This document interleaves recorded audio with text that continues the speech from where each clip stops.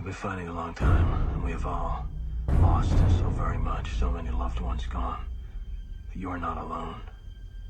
There are pockets of resistance all around the planet. We are at the brink. You have no idea how important you are. If you're listening to this, you are the resistance. Ave Maria Stella, Dei Mater Alma, atque semper Virgo, Felix te porta. Hey everybody, Steve with Sensus Fidelium coming at you with almost like a finally publishing video. A book review of a book in the making for maybe 3 years. You've heard about it in sermons, lectures from some guy named Father Ripperger, or just some priest in Hobunk, Colorado, somewhere. You might have heard of him once or twice. Anyway, joining once again, Father Ripperger. How you doing? Not too bad, actually. Not too bad. Been busy, but good. Congrats on the publishing, by the way. Yeah, this particular book that's available now for the lay people, which we'll talk towards the end, is I think it's going to be really helpful for them. So like any other main event like boxing, you're going to get some lightweight boxes first. So, Father, you got some new products in the on the press company. One's not quite new; it's just a new variation. Yeah, we kind of got to do the pre-show, as they always say. I'm the warm-up band for the. This is the warm-up band for the big. But anyway, so the first later. Yeah, so the first thing is that we finally got the deliverance prayers for the laity in faux leather. So it's much more durable. The page, it's exactly the same as the other one. It's built a lot better. The company that printed it is the same one that prints the faux leather stuff for tan, because I talked to them about it. It was a little more costly, but this company does very good work. I was just telling you before we got on here that people might complain that this is the cost is $44.95, and the cost of printing this is 5 times it is for a regular paperback. But it's built and it's going to last, so people can buy it once and then they're done. But the actual cost is only 3 times, so we kind of keep it as low as we can. There's a kind of as a publisher, it's a really difficult thing. Ryan Grant and I were talking about this one time, Ryan from Media Age Express, but we were talking about this, how setting the price on a book is very difficult because you want to keep it reasonable so that people can actually afford it. The problem is that people like booksellers and stuff like that, they want 50% off. So you're always trying to find that margin where you're still kind of, at least breaking even or making a little bit of money off the thing if the people that are selling it are getting their 50% off. So ironically, if I didn't have to deal with that element of it, the book would probably only be like $25 or $30, but there it is. Okay. So that's the first thing. And the reason I actually did this deliverance prayers in faux leather is because people kept complaining, and I would go to do conferences at places and people would show up with their books and they were completely tattered, right? Yeah. So that's why I would do it. The next few things is that we have a number of books on our website that are already in paperback, but we managed to get them in hardback finally. So one of them, the first one, is Topics on Tradition. So this one's in hardback. We would have had it out about 2 to 3 months ago, but something that people should be aware of. It's actually the reason why the priest version of this book on Dominion, which is the name of the lay version, the priest version, I won't even get the books until towards the end of April. And the reason being, which I know you're aware of, Steve, but many of the viewers might not be, is the fact that what happened is that during that whole COVID crisis and everything, and since a lot of the paper was coming from China, the paper availability is very low. So there's a supply chain issue. And so the company I worked through said that they had to actually figure out how much paper they needed for a specific book, and that's all their supplier would permit them to order. So so each time they printed, they had to tell them we need this amount. In the past they would just buy boatloads of it, but apparently there's a massive supply chain issue in relationship to that. So but I'm sure Biden's working hard on that one. So, but anyway, so Milo's topics trying on to say all the keywords to get us booted today. Thank you very much. Yeah. Hey, I haven't talked about the jab, so So there it is. Okay, so topics on tradition. The next one is Lincoln and Omaha sermons. This is what the first set of sermons I ever did when I was first ordained. This is for the first 2 to 3 years I was a priest, but it's now in hardback. We had it in softback. The Principle of the Integral Good.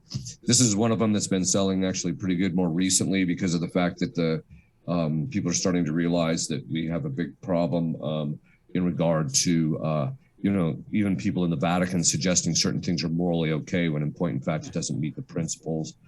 The Morality of the Exterior Act. There's kind of a humorous story behind this one. This is basically my doctoral dissertation. Well, a guy ordered it, and so this one's now in hardback. So the guy ordered it, and it wasn't when he was expecting it. So he basically wanted to return it. And we basically said, well, unless it's damaged, we can't honor that because otherwise it would turn into a lending library, right? So we declined that. But that's, the interesting thing about this book, the Morality of the Exterior Act, is that in the United States, it hasn't had that much distribution, and academically, hardly anybody's paying attention to it.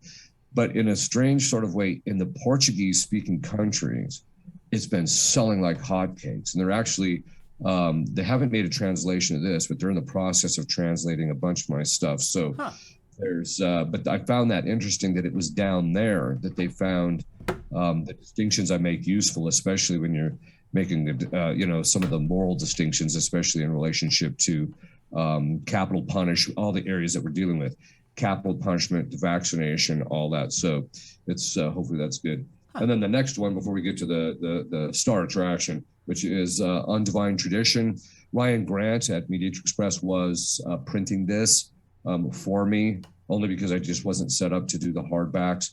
So we now have the hardbacks available in on divine tradition. It was in the last interview I made the observation that, even people like Congar and Schillebeck's would nod to Franzling in his writing of this book, because this was the book that was actually written on tradition. And so I tell people, if you want to know what the tradition is and you want to get into depth in it, that's the one. The other one is that there's it's the Tradition in the Church by Agius. Is basically a much, much simpler version of this. But this one gives you the depth that you really want to know, especially if you're going to study tradition. In fact, a lot of times when I hear guys starting to wax uneloquently about the tradition, I'll ask them, have you read this book? Well, if they haven't, I'm just like, then, maybe it's time to sit down and be quiet, So, but anyway, so that's the initial stuff. That books we already had, but they're in different formats. And so some people might like the hardbacks, and then the faux leather of the Deliverance Prayers, I think, would be really good. Let me unwrap the book of the year right here. I got it came in. It's all wrapped up. For safety protocol. We can't afford paper, so that's all I had. There you go. Yeah. A very small book. You can read it overnight, really. It's 565 pages. This, although, the reason I decided to write the book originally, well, there was two reasons that I decided I'm going to start writing on this. One is, for the longest time, having been an exorcist, they say in the ritual, they said that you should read the approved authors. Well, the difficulty with reading the approved authors is that they're smattered historically over about 400 or 500 years. And that doesn't include, bits and pieces from the fathers and stuff that you want to pick up.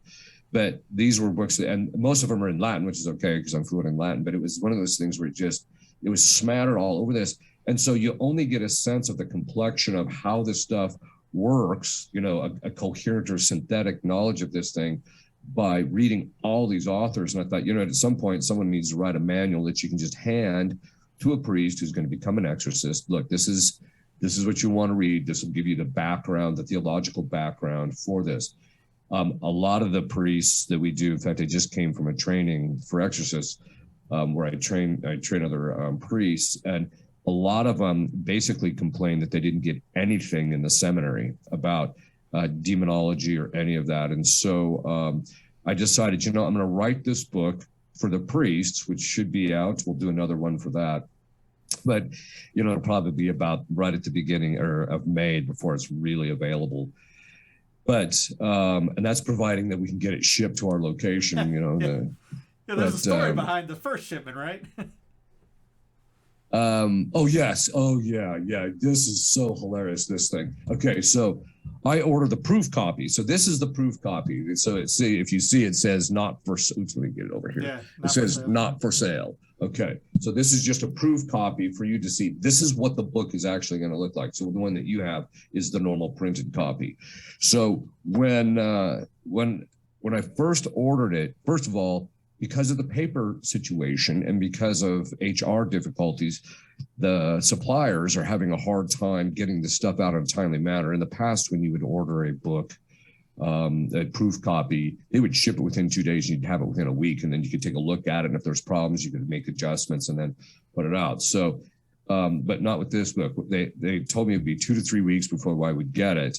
So, so it was about just about 2.5 weeks, but they shipped it.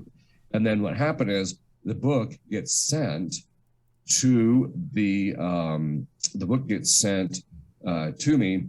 And then I get this text telling me from UPS that the book had been delivered.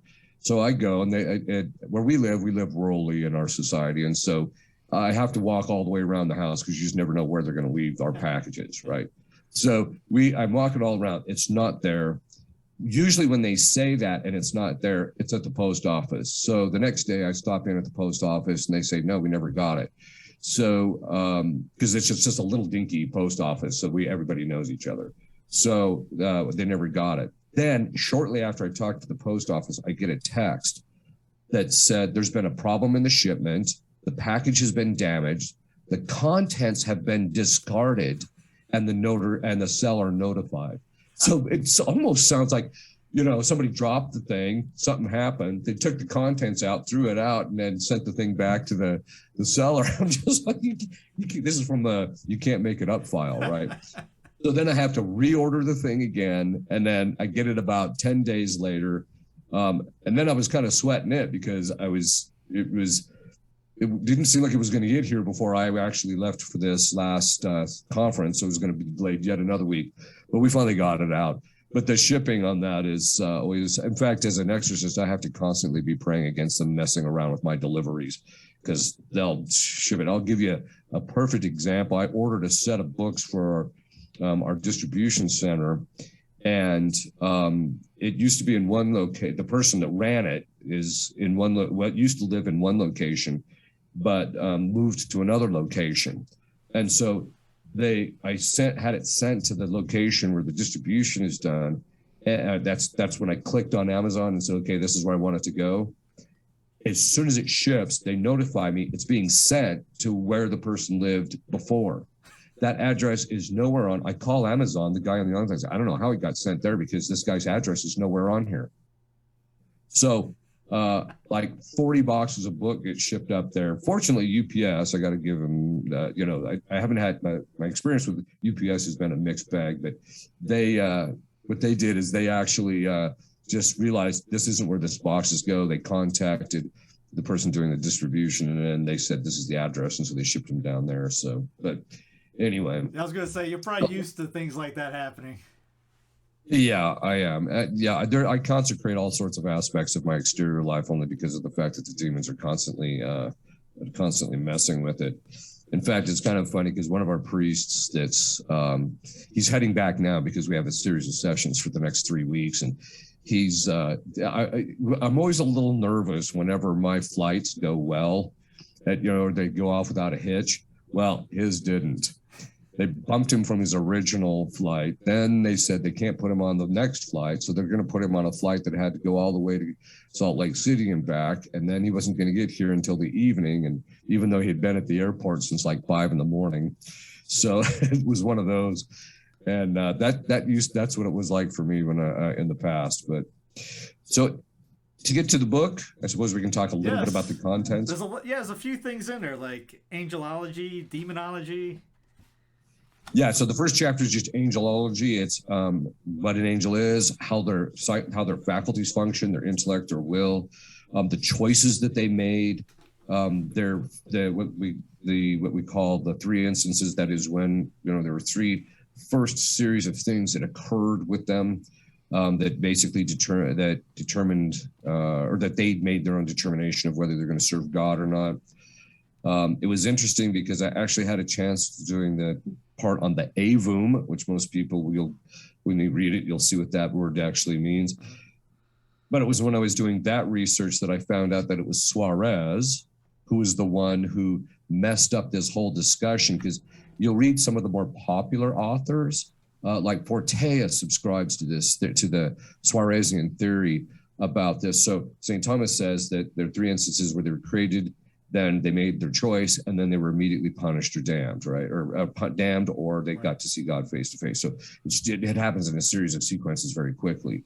And Suarez had read secondary authors of St. Thomas and only the Summa. Well, St. Thomas's understanding of the Avum is primarily parsed out in his discussion on Peter Lombard's sentences. And so it's there that you actually find out that this is how the Avum is structured and this is how it works. So Suarez misunderstood how the Avum worked. And so he was the one that came up with this idea that, they were created and then they kind of hung around for a little while, looked to see what was happening. And some of them made decisions and some kind of watched. And that's not at all what the common opinion of theologians has always been. So, but anyway, so I had a chance to go into that. Natural law, the angels have a natural law, hierarchy of the angels, demonology, their intellect and their will, how it works, their moral tests, the punishments that they experience. In the priest version, which is about almost 300 pages longer, 280 pages longer, I actually go into the 13 things which cause them pain. So, but I do have some of them in here. So it's actually kind of an interesting thing. So, structure of authority, that's the one that's really going to get the discussion going. Yes. Because it's in there where I deal with Lozano's Unbound and its methodology, which I make clear in the book that I'm not against it and his methodology entirely. There's just a couple of things that need to be adjusted based upon what we know theologically about the nature of authority. So different kinds of diabolic influence in general. And then I go into, oppression, obsession, and possession. The possession chapter is, let's take a look. It is about 90 pages or so. In the priest version, originally it was 208. When we redid the formatting without losing any of the content, it's now down to 175. And so what we removed is a lot of the diagnostic stuff, because we didn't want people doing the CSI thing, which I think you've heard me say before, where they read the book and then they go replicate it, right? So then we call it the CSI effect, because the police or the law enforcement would complain that people would watch the show CSI, how these guys were covering their tracks and this and that. And so when they would commit a crime, they'd try and do the same thing. Going to all sorts of different stuff in relationship to possession, diabolic subjugation, that's making a pact with the devil. Diabolic infestation, such as in houses and things. I also deal a lot with, in the lay version, with wounds and healing, about how demons can cause people to get wounded. They can pick at people's wounds. They can block people from healing, and what a wound is, how you heal, generally speaking, but then also how to keep demons out of it. Satanic ritual abuse, which we're going to see is drastically on the rise. When I was first an exorcist, you rarely, very, very rarely came across people who suffered from satanic ritual abuse. But unbeknownst to most people, in the 1980s in this country, there was a drastic uptick in satanic activity and satanic ritual abuse. And so we're now, and so in the last 10 years or so is when we're starting to see those people. And part of that has to do with dissociative identity disorder, which I don't deal with in this. I deal with it in the priest version. But basically, it used to be called multiple personality disorder. So the Satanists learned how to, that may be kind of an interesting kind of a bit of a history. Historically, between the beginning of the 1800s until about 1930, the Satanists began to discover this psychological mechanism that if you traumatize a person to a certain level and cause a certain pain at a certain level, you can actually fracture their personality. And then from that, you can program these parts, what they call them, parts or alternates. You can program these things. And then they would do it with children. Usually about the optimal time to do it with children is sometime between 4 and 6 up to before they go through puberty. You can still do it after that, but it's much easier to do it then. Because people can't process it psychologically. So they'll split the child's personality, program one of the alternates to be very compliant and actually participate in the rituals. And so the kid doesn't even know, he comes out of the ritual and doesn't even know what he's been doing, right? So, but we started seeing so then after that, but anyway, so we deal with a satanic ritual abuse and what some of the signs of it are. And we just have seen a drastic uptick in it now because with DID, what happens is through this satanic ritual abuse, they induce DID. There's a specific historical personal arc that people will go through. So they're first programmed and then they become very high functioning so that all the way up until about the age of 35, especially in women, they're very high functioning, even though they're programmed. And even in the programming, they're very proficient. The person in its execution of its programming. But then from 35 to 45 is a very distinctive time frame in people's lives. That's when people start to break down psychologically. And that's when you start to see people take a dive. So psychologically that have undergone this. And when they start going down the other side, very often they end up committing suicide, right? Sometime in the between 40 and 43, which is a very common thing that you'll actually see. But anyway, so then general methods of combat, prayer, fasting, how these things work, how to deal with the combat itself, because a lot of people, they get attacks diabolically. And so, or even what the complexion of what an attack even looks like, and then how they can actually deal with that. Sacramentals, all sorts of different sacramentals. And then that pretty much concludes that particular part. There is a lexicon at the back that might be helpful for people because it gives a variety of different definitions. So when you start reading through this thing and you come across the word cogitative power, you can just look it up in the back and find out what that means. So it's just a gigantic book on it. Basically an introduction to spiritual warfare, which Sun Tzu says, if you know your enemy and you know yourself, then you have a higher chance of winning. Yeah, exactly. And that's what this is ultimately designed to do. I did have a priest who complained to me at one point. This was over about a year ago before this even came out, that he didn't think it was good that all these people were putting out all these books on the diabolic influence because it was just causing trouble. So I started asking him questions. And basically it boiled down to the CSI effect, which I think was a legitimate complaint. But the other part of it was too, is he was complaining because it created work for him. So now he had to bless more sacramentals and people were taking this stuff seriously. And then he'd find out that one of their parishioners was having diabolic oppression. So we'd have to help pray with them and stuff. So this was his complaint. So when I put this out, it's more doctrinal in the sense it gives you a structure and understanding of how this stuff works. There is some practical stuff towards the end where it says, this is how you engage in it. So I tried to keep it away from any sensationalism or anything like that. So, especially with the angels, it's heavy with St. Thomas, right? Yeah, that important fact, really, if you look at the history of theology or angelology, that there were a few saints that had written about it up until then, but it was St. Thomas who finally did the final synthesis and got it all together. And then from that point on, pretty much everybody, except for a few of the Franciscans, pretty much everybody was Thomistic in their understanding of this. The other thing is, it kind of comes out a little bit in this book. It's more so in the priest's book, but it comes out a little bit in this book.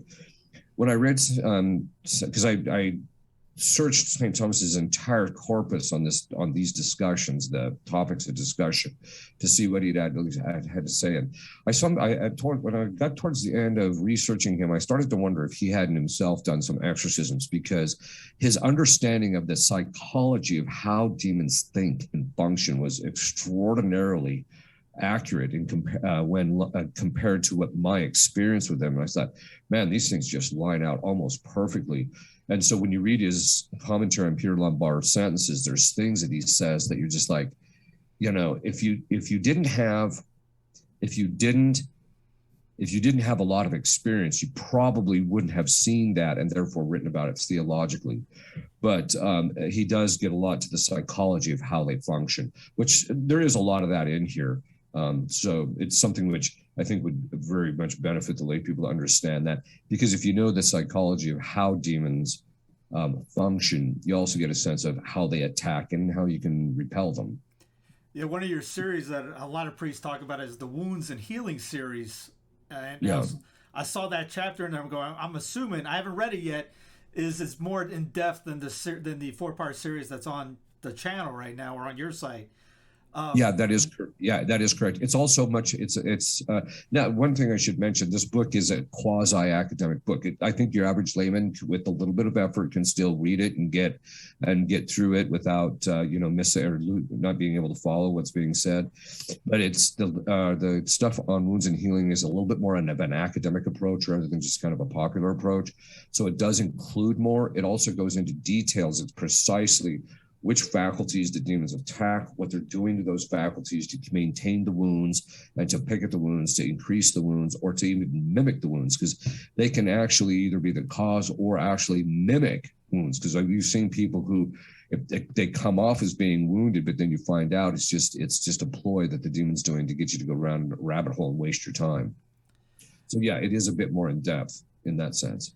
You may have already answered this because of the St. Thomas question, but being what you've been doing for most of your priestly life, reading what you're doing, being in the game, what was there something that just came out like, I did not know this? This is very interesting. Like, what's the most interesting thing you found in your research?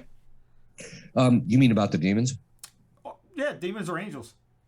I think there are two things is that in my work, I had noticed that demons or angels, but primarily the demons, you'd see in the demons the most because that's what you're dealing with. They actually have a structured they have inclinations towards very specific things, and it's very structured. And as time went on, I began to realize that they have a natural law, just like we do. And I started parsing it out in my own mind. Well, they've got the first category of natural inclination because they want to conserve their being as it is, and they don't want to hurt, they don't want to suffer, which is part of that. And then they're intellectual, but their minds are structured a very specific way. And I began to realize that they have a natural law too. The only thing that I didn't quite figure out was the second category of natural inclination. And it was, but I started to kind of sort it out. As I started reading St. Thomas's discussion of the angels in the sentences, the commentary on the sentences, it's in there that he starts going into that the demons have the first category of natural inclination, the natural law. And I began to realize even that he was basically writing that they have a natural law, just like we do. It's slightly modified but for us, the second category of natural inclination is of our natural law is those things which we have in common with other animals. And that primarily has to do with reproduction, raising of children, and eating and things of that sort. Whereas with the angels, it's their assigned task is their second category of natural inclination. But the thing I was noticing is before I actually researched it was because they have these natural inclinations, their nature doesn't change, which is what the theologians had always said. And so as a result of that, they still want to do those things that pertain to their natural inclination. So for example, in one demon I had, he was created to serve Our Lady. And so he still had that desire to serve Our Lady while at the same time having an absolute hatred for her and not wanting anything to do with her. So it was just conflict and he could never serve her. He couldn't do anything. He still wanted to love her because that's what he was designed for, but he was blocked because he can't do that. And so he's in this pain. So you begin to find things like that. So that was one of them, the natural law. And then also St. Thomas's discussion in it helped me to piece a lot together, which I actually use in session now. It had to that even though each angel, because he rejected his assigned task, which is kind of interesting because who he is his assigned task. So when he rejects his assigned task, it's an actual act, a perfect act of self-hatred and loathing. They reject themselves. That's because they don't want this thing. So they have this hatred and self-loathing. But what I found interesting in St. Thomas in relationship to this, to the assigned task, is that he talks about how when the angels were created, they all had this understanding of who God was, what their assigned task was, who they were, what the reward would be if they were faithful, what the punishment would be if it wasn't. But in the context of that, they're instantaneously creating this act of knowing all those things instantly. But he said, in the context of that, they see this thing that they want or could have. They don't want it yet because they haven't chosen it yet. So because their will is indeterminate at this stage. So what they have, because it's free. So when they look at this, there's some perfection that they want, he said. And so when they fall, they reject their assigned task, choose this thing. But he says also in the context of that, they know if they choose this thing, they're also in that they see in that thing what Satan's temptation is, what he is going to take a look at, what his possible choice and outcome would be if he rejects his assigned task. And in that, they sign off volitionally to his sin in addition to their own. And as a result, St. Thomas says, that's why they're subordinated to him. He said, and that's also why, he said, they all rejected, had their own proper sin, but in that sin was also contained a conspiring in this other sin. And it totally bears out in session. The demons, they all will admit that this thing that Satan wanted, they chose it too. So, in the research, you start discovering stuff, the richness of the church's teaching in this regard. Goes into the idea of, is it oversimplified to say if you just leave a good Catholic life, you'll pretty much be okay? Yeah. I mean, there's two parts to that. Yeah. If you're leading a good Catholic life, going to mass on a regular basis, going to confession, saying your prayers, following the church's laws, etc., and you're not committing mortal sin, your odds of getting diabolically influenced are pretty slim. The one pattern that we have parsed out in the last year, and it had primarily to do with our protocol, which I didn't put in here. That's only because there's another book coming out by Liber Christo, who we're associated with, who's going to be including that in theirs. And then also there's the book that Father Heilman put out, which actually contains a kind of a structured approach to the protocol, even though it doesn't contain the protocol itself. But what we found is that people who follow the protocol that have diabolic obsession, in 90% of the cases, they don't even have to see a priest to get rid of the diabolic obsession. They just follow the protocol and it blows it out. So what we're discovering is that one of the elements that is missing from modern Catholic life, that even if they're leading a generally good Catholic life, the one element that's missing is discipline, spiritual discipline. They're not getting up on a regular basis, saying their prayers on a consistent time. They're not following a regimen. They're not doing certain things. And so and they're not, fasting on regular intervals and things like that. And so as a result of that lack of discipline, that it seems to be the thing that the demons keep getting their foot in the door on. So if people become very disciplined in their spiritual life, and that's the thing that Father Heilman's book is kind of oriented towards, is getting people back to a discipline. If they lead a very disciplined life, then they're simply not going to have this problem. This is a key point because I think it's actually on Sensus Fidelium. There was a time where I made the observation in a homily that if you just followed all of the Catholic laws of what was required for a layman, then basically there was no virtue you did not develop. But that's actually not true now, because the disciplines have been so lax, and that those disciplines in the past that would develop the virtues that hinge upon discipline would have been developed. And I think that's one of the reasons why there was less attacking. And so I think that people, that's why I would encourage people to, like this Lent or what have you, follow the church's disciplines in the past, because that will give you that discipline in order to kind of climb out of any kind of a problem you have and keep you immune. We're also finding that people that do this discipline on a regular basis, especially our assistants who sit in on session, or our case manager who deals with a lot of this stuff with people, he follows the protocol very closely himself. And as a result of that, they just don't have the attacks. And that's why I'm a big Jocko fan, because he's always preaching discipline. Like, man, if we can get him talking Catholic, we got something right there. We have like a round table of all of us talking discipline and spiritual life. Bada bing. Yeah, and I think that even popular figures like that are starting to see that one of the fundamental problems is people are just undisciplined. I mean, so for example, like Jordan Peterson, he says, well, if you want to get your life in order, well, the first thing is get out of bed and make your bed, which is just an elementary aspect of discipline.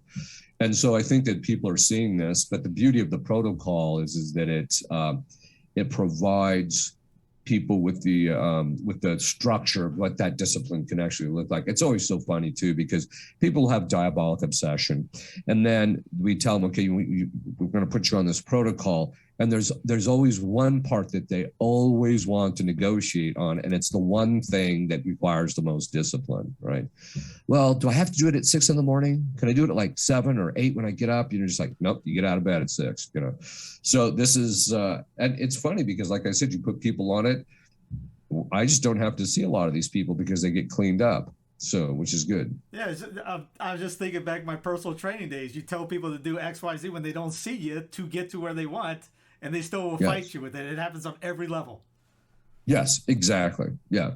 And and the other thing is too, is even with people who might even be going to daily mass, or they're going to confession regularly, or they might even be doing certain things on a somewhat regular basis, there's always an element of lack of discipline somewhere in their spiritual life. And that seems to be how the demons are getting their foot in the door. So on that, what is some simple idea that people can just start gaining building discipline to be able to get better in their spiritual life? Well, I'll mention the 4 essential elements. There's more to our protocol, but there's 4 essential elements that we tell people you have to do. You got to get up, and you have to at 6 o'clock in the morning, and you have to say the Angelus at 6, noon, and 6. You have to do it. And they're like, oh, well, but what if I'm eating? Then you stop and you say the Angelus. Well, what, you know, and it's like I said, well, can I say the Angelus at 8? No, it's got to be at 6. So it's doing that 6, noon, and 6. So there's a certain amount of discipline that's required in that. The second one is we have them do the Auxilium Christianorum prayers 3 times a day. You don't have to do that to be a member, but we find that if people do that, again, it builds that consistent discipline. The one is media fasting, which is the big one. You know, stop cruising the internet, stop looking at your cell phone, stop doing all this stuff that's deteriorating your discipline and causing spiritual dissipation. I'm sorry. What'd you say? Yeah, exactly. Well, that's where people are at, right? I mean, it's just, so I tell people, look, you know, so we put them on media fasting, and that's also one that people really complain about. And then the last one that we have them do is playing Gregorian chant in the background. So if we do, I tell people, if you do those 4 things consistently, you'll start to develop a certain level of discipline. And if you maintain it, you know, that level of discipline, then you will basically not be attacked as much. And if you are, you've got the discipline to fight it off. What would you tell somebody that sees it and goes, I want to get involved in this demonology, in a sense? I want to study that more. What would you say to somebody like that? Well, I get that from time to time. In fact, at one time, this one person wrote me and said, Father Ripperger, I have been praying about it, and God told me in my prayer that I am to be your assistant during these exorcisms. And so I'm going to move out to Denver and Colorado. Just tell me where I need to go and be, and I'll be there. And I'm just like, yeah, that's not how these things work. In fact, what I always tell people, look, there's a very specific vetting process we have for people to be assistants and that do our help, that help us, because you have to be pretty beefy spiritually before you can even be working on this side of things. But I tell people, look, first thing to do is learn more about the structure of this type of thing. And that's what the book is actually designed for. So that's part of it. But I just tell people, look, when it comes to demons, the primary thing is you don't want them in your life. Even in the case of possession, the goal is to get them out of there. So you don't want to start pursuing that or see that thing. And you'll see this from time to time. I'll come across people who are paranormal investigators, right? I'll tell you this one story. One time I was in Omaha, and there was this case where these paranormal investigators from Omaha contacted us. And they said, we got this woman, she's being attacked and not at us. I said, okay, bring her over. So they drive over, and I said some prayers. She said she felt something lifting. I didn't notice anything, but they said later that it all stopped, which was good. So something must have happened. But at the end of the meeting, I just said to her, I said, could you please step out? And then I told her that, I said, I'd like to talk to these 2 guys. And so she steps out, and I told the guys, I said, and there was another priest that was there that was training with me, and I said to the paranormal investigators, I said, I highly recommend you get out of this line of work. Of course, they were shocked by it, and of course, these are the guys that are doing the saging and all that jazz and smudging in the houses and all that. So all they're doing is making it worse. But I said, look, if you walk into a house that's infested, you can become, you could get attacked. And so one of them says, yeah, but that's why we bring you in. I said, by that time, it's too late. And so as they're walking out, I said to the other exorcists, because there's not too many kinds of possession that I can just look at and say the person's possessed. There's only like one or two. When I see it, I'm like, yeah, there it is. But that's only because of the physiological manifestations of the thing. I turned to the other priest and I just said, the head guy, he's possessed. Right. I've also seen this too with other people, lay people who do things that it's one thing if you want to pray for people, and that type of thing. But it's another thing if you want to be praying over people or doing things you shouldn't be doing. And that's what part of the chapter on authority is all about. Final thoughts for everybody out there. To get the book, go to sensustraditionis.org. We'll have it in the show notes underneath. We'll have the Libro Cristo link underneath as well. Is Father Howman's book out yet? We'll put that under.